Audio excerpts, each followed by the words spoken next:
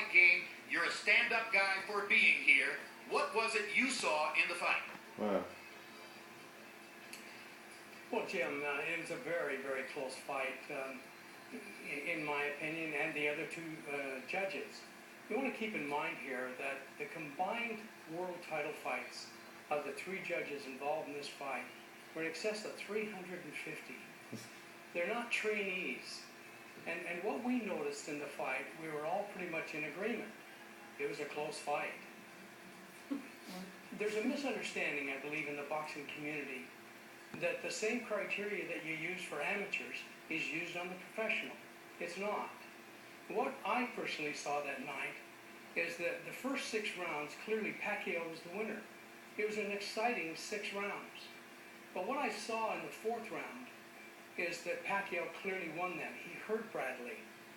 But the Manny Pacquiao that I've judged in the past would have finished him. He let him off the hook. And then in the later rounds, I thought he tired.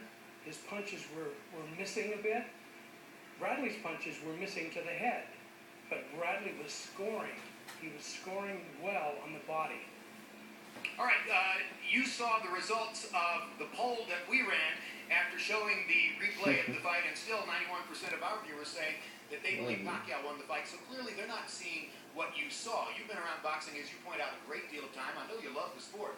Does it dishearten you? Does it bother you that the public response to this is so universally negative, or almost universally negative? Well, it doesn't dishearten me, nor does it surprise me that the public come back with that kind of a poll. Manny Pacquiao is a world hero and a star, and it's got an impact upon the viewers. And I say, Jim, that a lot of the things that a boxing judge sees during a round is not translated well across the airways.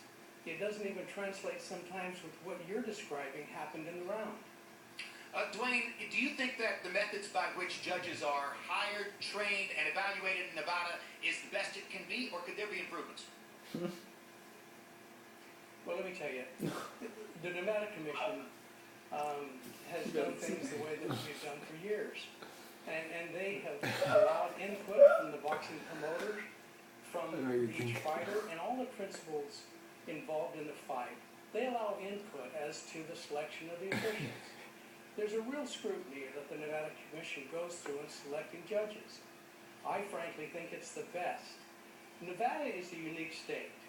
It's a state that allows sports gambling, and therefore the scrutiny and the selection of the officials is done very selectively, and there's input from the participants.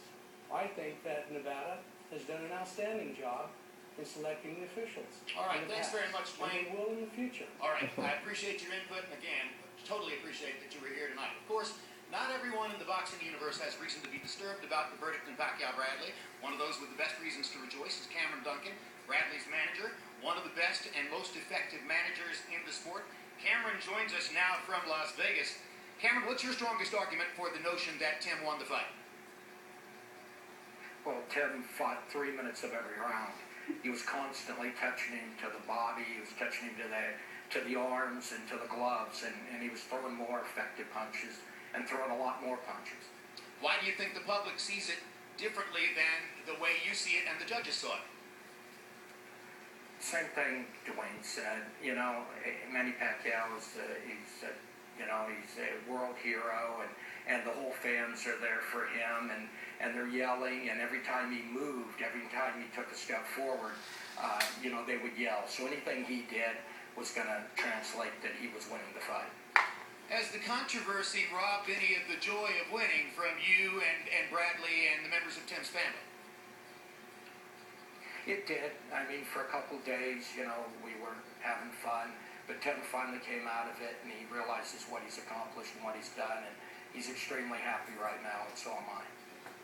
And a lot of people have talked about the possibility of the rematch November 10. Is there any doubt in your mind that that scheduled rematch will take place? I don't know if it's going to happen November 10th. I had a long talk with Todd DeBuff at Top Rank, but it's definitely, I think it's a fight that has to happen.